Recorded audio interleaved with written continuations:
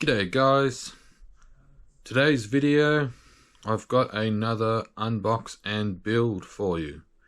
So today's video is going to be an unbox and build of the new WRC F22.1 Formula One car kit. This is something I've been wanting for a little while. As some of you know, I am pretty much sponsored by WRC, and I race their car kits. So when I started with the 8 scale buggies. I started with the electric e-buggy, then we got a nitro buggy, have a touring car, and now I have a Formula One car. And I'm looking forward to this because for a while, because we've gotten back into on-road racing, I've just been racing my old Tamiya F104 Formula One car, and while it is good and still quite competitive, parts are pretty hard to get for it now. So it's time for an upgrade. So I've got a new Formula One car. So what we'll do now is I will head over to the workbench and I will show you what you get and tell you what you need. Alrighty guys, so here it is. This is the WRC F1 kit. It is the F22.1 for those playing at home. And this kit is actually what you would call a roller kit. Now I have opened the box prior to filming just to make sure that everything is in there.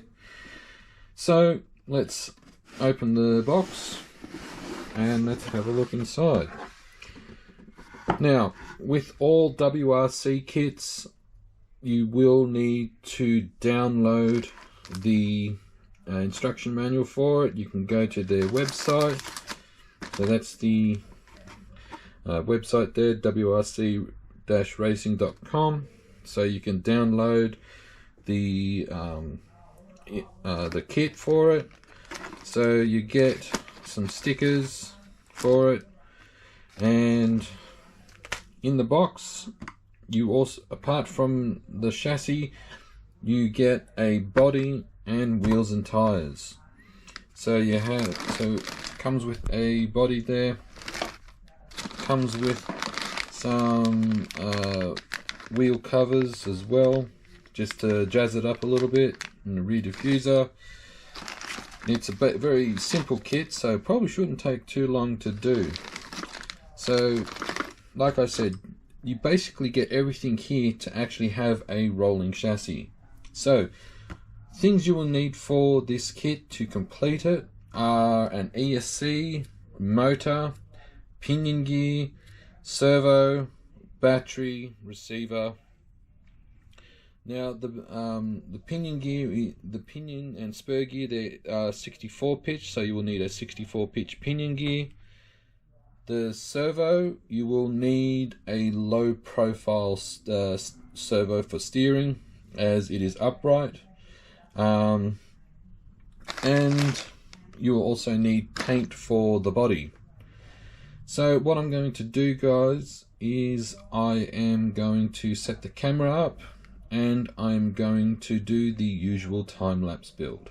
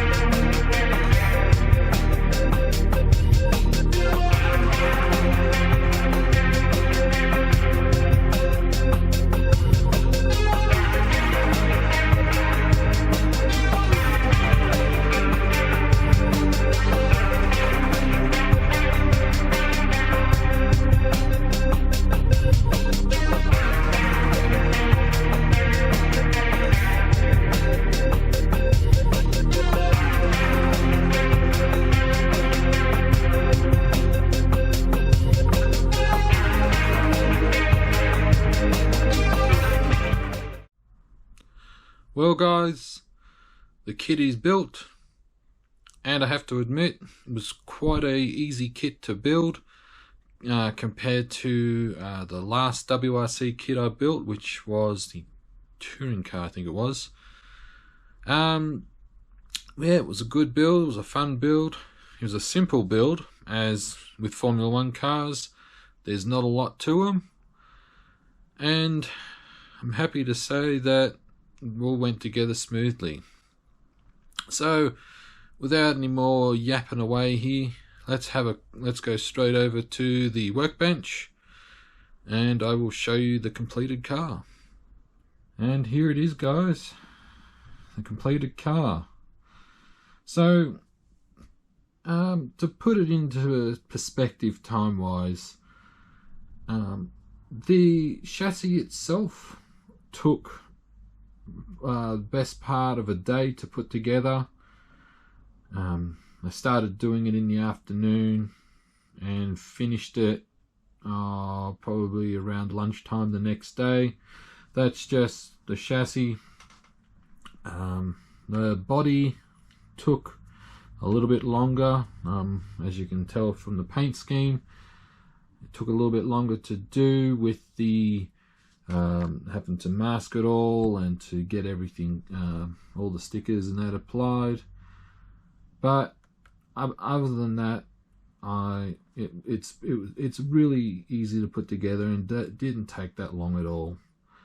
I didn't film, like, obviously the painting and all the electronics installing, because that would take up a lot of time.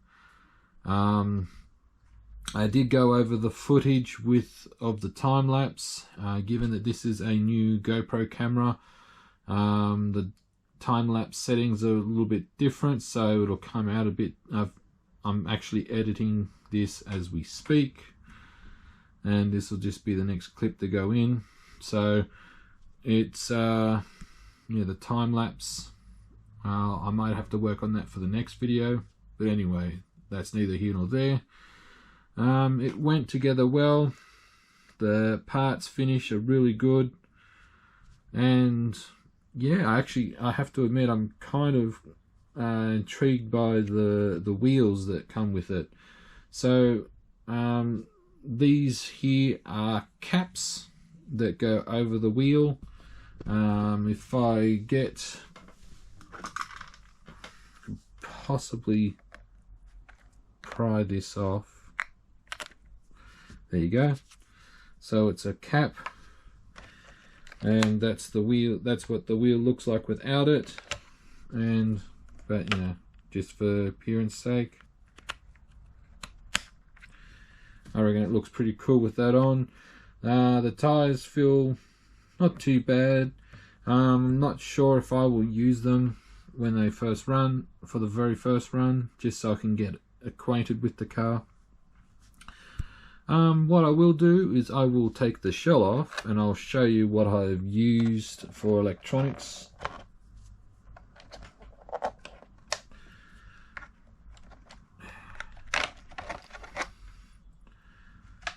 So this is under the hood here. So for the motor and speed controller, I am using a Tekken RS Gen 2 electronic speed controller. I'm also using a Tekken Redline Gen 2 21.5 turn motor. For steering, I am using it's in a second, I will turn it around so you can get a better view of it. It is a Hirosaka DC1 brushless digital low profile steering servo. Of course, I'm using a Futaba antennaless receiver and a black Milapse transponder. Cool thing with this chassis is you can actually configure it in two different ways. You can have it as the way I have here, with your speed controller and receiver and so forth here, and the battery, it's a shorty pack, going